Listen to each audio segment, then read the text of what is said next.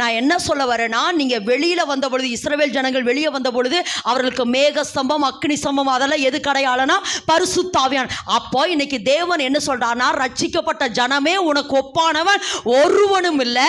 நீ நாளுக்கு நாள் தேவன் உனக்கு கொடுத்த வாக்குத்தத்தம் பண்ணப்பட்ட கானானை சுதந்தரிக்கிறதுக்கு நீங்க யாரோட தான் இணைஞ்சு நடக்கணும்? பரிசுத்த ஆவியானவரோட. பரிசுத்த ஆவியானவரோட சாம அவரோடு கூட இணைஞ்சு நடக்க நடக்க நடக்க நடக்க சுத்தின இடத்துல சுத்த மாட்டீங்க.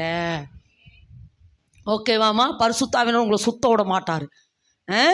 ஆமாம், இங்கே வண்டி புறப்பட்டால் கரெக்டாக கானான் பஸ் ஸ்டாண்டில் போய் நிற்கும். ஆமேன் என்று சொல்லுவோம். ஆமேன் என்று சொல்லுவோம். இதை எதுக்கு சொல்கிறேன்னா, யார் என்னை வழி நடத்துகிறவர்?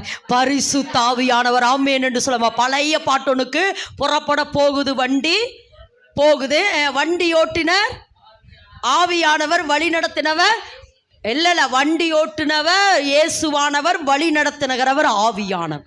ஆமேன் என்று சொல்லாமா?